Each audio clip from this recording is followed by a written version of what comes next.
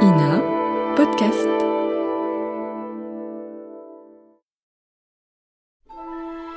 Ina Podcast vous propose la légende des chevaliers de la table ronde, autrement intitulée Le grand livre des aventures de Bretagne, une fiction de 33 épisodes de Georges Godbert.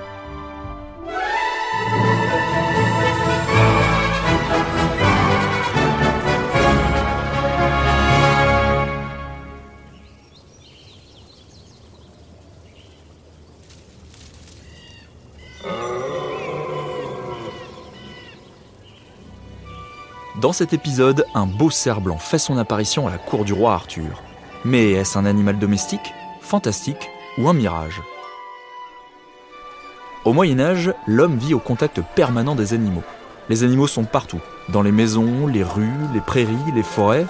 À l'époque, sont considérés comme domestiques tous les animaux qui vivent dans ou autour de la maison. Le chien, le chat, mais aussi le renard, le corbeau, la pie, le merle. C'est ainsi que, dans un monde où la réalité et le merveilleux cohabitent, animaux réels et fantastiques peuplent les récits et légendes. On y trouve le lion, le renard, l'ours, l'aigle, le cerf, mais aussi la licorne, le centaure, le dragon, le griffon, le basilic et toutes sortes d'animaux hybrides et fantastiques. Mais attention, au Moyen-Âge, la frontière entre l'animal réel et l'animal imaginaire n'est pas la même que pour nous.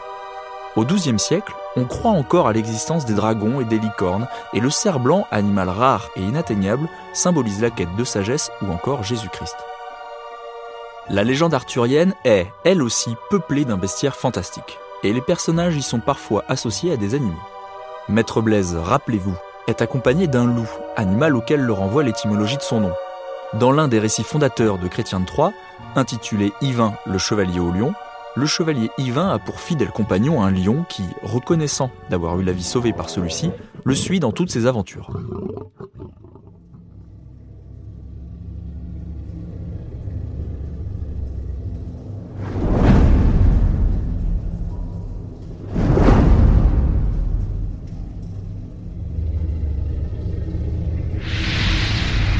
Le roi Uther Pendragon, père du roi Arthur, est lui étroitement lié au dragon. En gallois, Pendragon signifie littéralement tête de dragon. Pen pour tête ou chef, et dragon pour dragon ou guerrier. Il est donc aussi le chef des guerriers. Le roi Uther Pendragon tire son nom et son pouvoir d'une prophétie faite par Merlin. Merlin, dans son rêve, aurait vu deux dragons, l'un rouge, l'autre blanc, se battre à mort. Le rouge représentait Vortigern, l'usurpateur du trône de Bretagne, et le blanc, les véritables héritiers du royaume. À la mort de Vortigern, Uther accède au trône et prend le patronyme de Pendragon. Quant à Arthur, il est apparenté à l'ours, car, en ces temps anciens, l'ours est en Europe du Nord le roi des animaux. Ce n'est qu'au XIIe et XIIIe siècle qu'il est supplanté par le lion.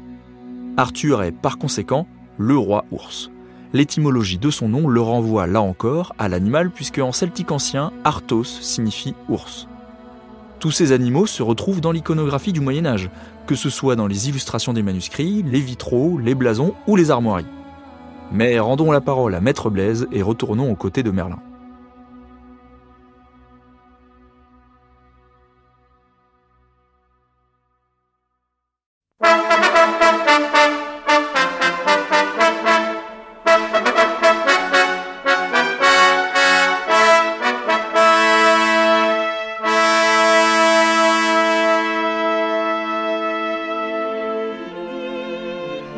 Le grand livre des aventures de Bretagne ou le livre de Maître Blaise.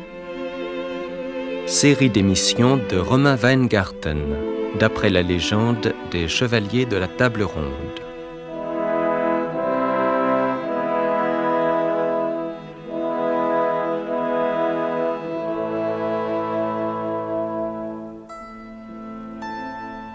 Musique originale de Georges Delerue. Équipe de réalisation, Didier Gervais, Claude Courteau, Monique Vignier, Maryvonne Noël et Georges Godbert. Avec, dans les rôles principaux, Pierre Vanek, le roi Arthur, Evelyne Dandry, la reine Guenièvre, Catherine Salvia de la Comédie Française, Morgane, Françoise Bette, Viviane, Gérard Giroudon, Merlin et Bernard Giraudot, Lancelot du Lac. Aujourd'hui, 6e émission, le blanc cerf.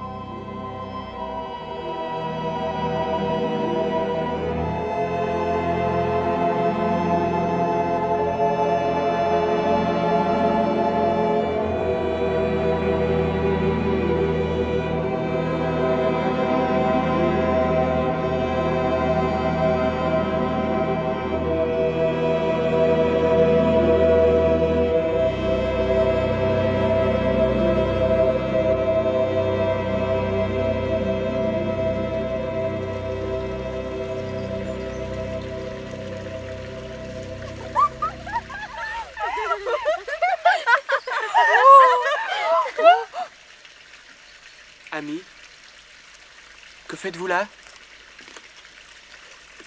Ami, cet écheveau vous occupe-t-il si fort que vous ne puissiez me souhaiter la bienvenue? Je ne suis pas si occupée que vous. Que faites-vous? C'est une chaîne d'or pour vous attacher. Pour cela, vous n'avez pas besoin de chaîne. Monseigneur, où étiez-vous? En Bretagne bleue, Et qui fîtes-vous? madame. J'ai gagné une bataille, fondé un royaume et transporté de grandes pierres dans la plaine de Salisbury. Et c'est pour ces amusements que vous m'abandonnez. Ne vous ai-je pas emmené? Et vous avez fait les yeux doux au jeune Arthur. Un jour m'a suffi. Il ne tenait qu'à vous de rester. Sire, je n'aime pas les hommes. Ils disent tous la même chose. Ils pensent tous la même chose. Ils sont tous frivoles, menteurs et cruels. Ni leurs jeux, ni leurs guerres, ni leurs amours ne me plaisent. Et surtout, ils m'ennuient. Ami, les hommes sont des enfants. Leur vie est brève. Leur chemin est rude. Ils y trouvent plus de souffrance que de joie. Aussi, Je ne désire pas les connaître. Et je ne veux pas que vous me laissiez pour eux. pour vous, Viviane, j'ai tout quitté. Ma mère, mon bon maître Blaise, mes amis. Vous manque-t-il quelque chose? Vous avez jeunesse éternelle, éternel printemps. On se lasse de tout. Alors Merlin fut fâché contre Viviane. Il prit la coupe d'or qui était posée à côté d'elle et il la versa sur le sol. Aussitôt les oiseaux se turent. Puis la bise froide d'hiver se mit à souffler. Les feuilles tombèrent des arbres et l'eau se prit dans le bassin. Viviane et ses suivantes coururent se réfugier dans le manoir. Mauvais diable. Qu'avez-vous fait encore? Je suis bien malheureuse de vous aimer. Ami, je passerai près de vous l'hiver, qui est si dur aux malheureux. Et Merlin tint sa promesse. Et le passant, voyant l'eau gelée du lac de Diane, eût été bien étonné de savoir qu'en réalité, à cette place même, il y avait une riante vallée, pleine d'oiseaux, de prés ensoleillés, d'arbres en fleurs, et le plus beau manoir de Bretagne, où vivaient et s'aimaient de grand amour l'enchanteur Merlin et Viviane la fée.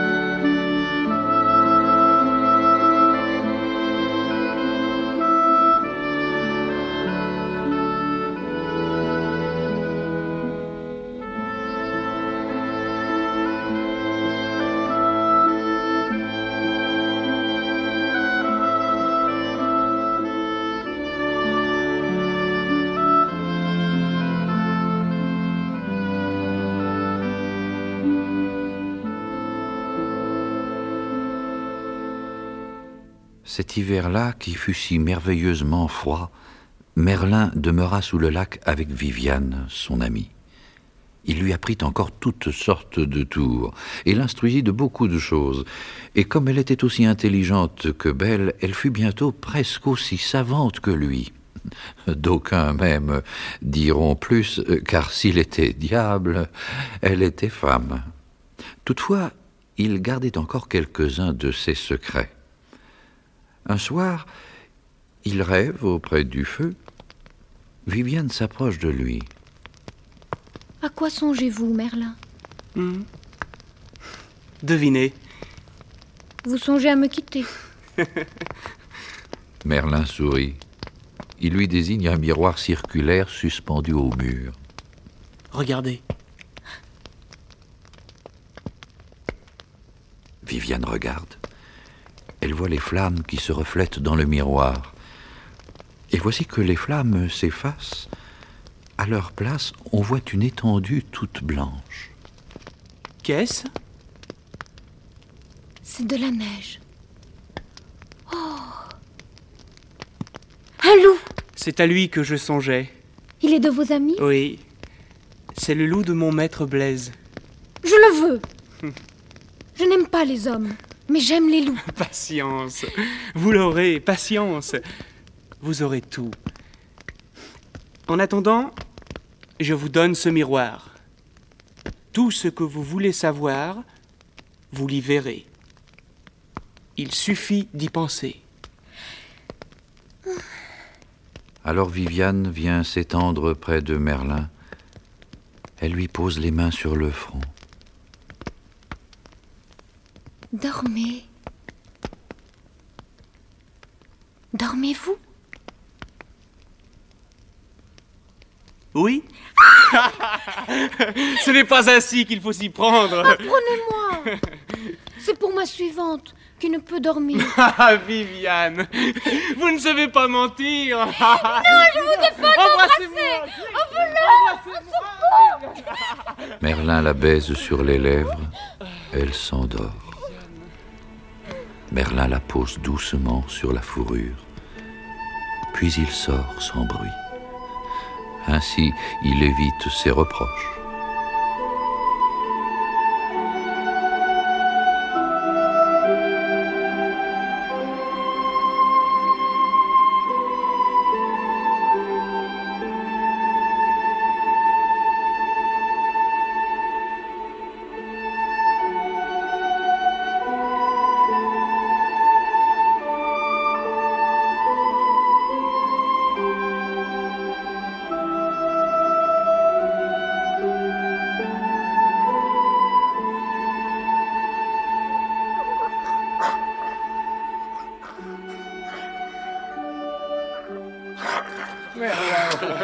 Ah, Merlin. Maître Blaise. Mais Merlin, tu devrais avoir honte. Qu'ai-je fait? Un homme comme toi? Es-tu donc une couleuvre pour passer ta vie sous un lac? Mais il ne tient qu'à vous, mon bon maître, de m'y rejoindre. Oh, à Dieu ne plaise que moi aussi, j'entre au service de la petite fille. L'aimes-tu donc si fort? Maître Blaise, cette aventure-là ne sera pas dénouée de ce temps. Mais pour l'heure, nous avons beaucoup de choses à nous dire.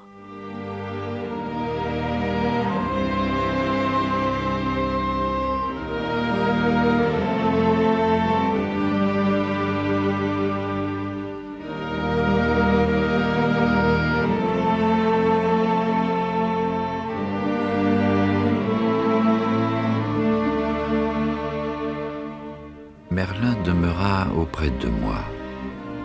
Nous faisions ensemble de longues promenades en forêt. Et au retour, nous aimions nous asseoir sous l'arbre de Merlin, là où il avait enterré sa mère. Nous nous y entretenions des choses à venir. Bientôt les bois et les prés reverdirent. Merlin prit alors congé de moi. C'était le jour de la Pentecôte. Une année s'était écoulée depuis qu'Arthur avait été couronné. Le roi et les seigneurs étaient réunis dans l'église de Camelot.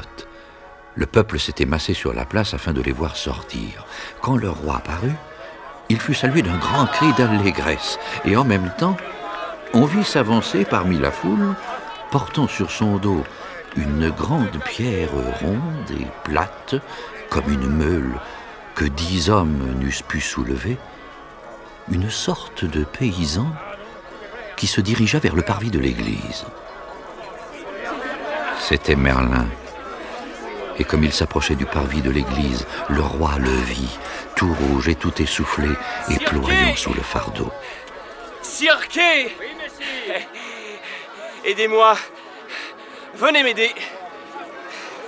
Si Merlin parlait ainsi, c'est que Monseigneur Kay n'avait pas voulu croire au lendemain de la bataille de Salisbury que Merlin eût porté sur son dos les pierres de Storm. Alors, soulevant la pierre comme un fétu, il la laissa retomber. Arthur, je t'apporte une pierre pour toi et tes chevaliers. Il en est de plus belle, de plus ouvragée. Mais pour celle-ci, je l'ai prise telle que la nature l'a faite. Et vois, elle est ronde comme le monde est rond. Oui, je le vois, mais je n'en vois pas l'usage. Tu le verras. Pour l'heure, nous avons fait une longue route. Et nous voulons, avant d'en dire plus, nous restaurer. C'est toujours une fête de t'avoir à notre table. Ulfin, on ouvre grand les portes du palais. Que chacun entre à son gré. Faites dresser des tables et que tous soient servis.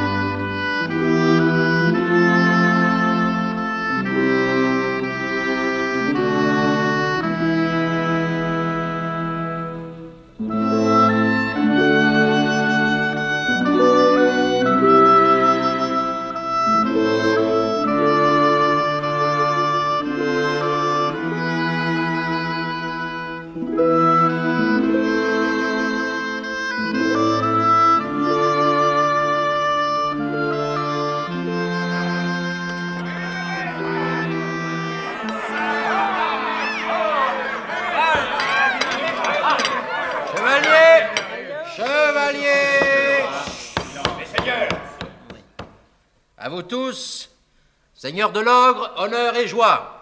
Honneur et joie! Loué soit Dieu qui nous trouve réunis dans la paix, comme nous le fûmes dans la guerre. Que sa bénédiction se répande sur la terre de l'Ogre, qu'il nous accorde de la tenir à l'abri des querelles, en toute loyauté et amour, comme une bonne épouse. Honneur encore à monseigneur Merlin, de qui le conseil est si précieux, au roi Bord de Gannes, au roi Ban de Bénoïc, qui sont venus de Petite-Bretagne nous prêter main forte, au fils du roi Ban et de la reine Hélène, Lancelot, qui ce matin même a vu le jour. À tous, honneur et joie! Honneur et joie! Alors ils furent tous à la fête. Et comme ils étaient aussi vaillants à table qu'à la guerre, ils y firent aussi maintes prouesses. Venez, jeune fille, venez vous asseoir auprès de moi. Que votre présence réchauffe mon vieux sang. Valet, à boire. À genoux, valet. À genoux devant la beauté. C'est la royauté véritable. À l'amour! À la guerre. Gauvin, que choisissez-vous? L'amour ou la guerre? Seule question, mon frère. Ah, question intéressante. Lorsque l'un fait défaut, l'autre n'a plus de goût. Par conséquent, je choisis l'amour et la guerre. Sire, ne songerez-vous point à l'amour? Ne songerez-vous pas à nous donner une reine? Les dames se languissent. Bien sûr, les dames sont impatientes. J'y songerai, Gauvin, j'y songerai. Et voyez, choisissez la plus belle. À la plus belle, le roi accorde un baiser. Et taisez-vous donc, vous me prenez de court, Gauvin. Voici Morgane.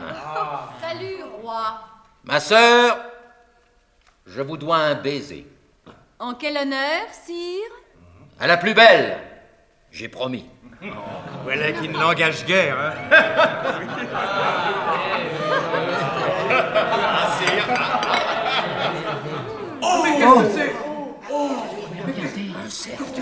À ce moment, voici qu'entre en courant dans la grande salle un cerf. Sire, regardez, le cerf blanc. Oh, qu'il est beau! Ça, c'est un tour de Merlin. Tout blanc, en effet, est le cerf, d'une blancheur immaculée. Sans crainte aucune, il s'arrête sur la jonchée toute fraîche. Et chacun s'émerveille. Beaucoup se disent que c'est là un nouveau tour de Merlin. Des dames se lèvent, elles s'approchent, et lui se laisse caresser. Puis, sans hâte, il va vers l'autre porte et ressort. À l'allée! À l'allée! Qu'est-ce? À l'allée! Oh là maintenant! Le cerf! Où est le cerf? Il est Un chevalier tout de noir vêtu, hors d'haleine, entre en tempête dans la salle. Chevalier, doucement, vous êtes au palais du roi. Quel roi? Tu ne connais pas le roi Arthur? Le roi Arthur? Qui est le roi Arthur? Prends garde! Doucement! Où est le cerf? Doucement. Vous l'avez pris, il était à moi. Chevalier! Il est vrai que nous avons vu le blanc cerf, mais nous ne l'avons pas pris, et ceci pour 3 raisons. La première est que ce palais est un lieu d'asile. La deuxième est qu'on ne chasse point sur mes terres sans mon agrément. Et la troisième est qu'on ne tue pas le cerf blanc. Aussi, chevalier, rentre ton épée et ta colère, sois le bienvenu, et prends place. Quoi? C'est ce carré de lande que tu nommes tes terres? C'est cette pauvre cabane que tu nommes ton palais? Et sur quelques fourmis, tu règnes? Et tu t'appelles le roi Arthur? Et en vérité, voilà bien la chose la plus comique que j'ai jamais entendue de ma vie.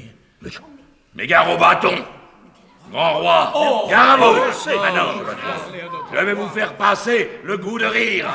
Ce sera ton dernier mot! Cet homme est fou, chevalier, ne le tuez pas! Désarmez-le! Le furieux se précipite sur les chevaliers. De tous côtés, on l'attaque, mais sa fureur le protège. Il frappe tant et si fort que nul ne peut l'atteindre. Enfin, comme il va succomber sous le nombre, il bondit vers la porte et s'enfuit.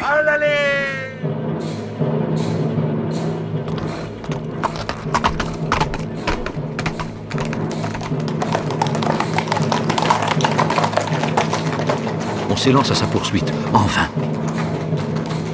Ce n'est plus qu'un petit nuage de poussière qui se dissipe au soleil.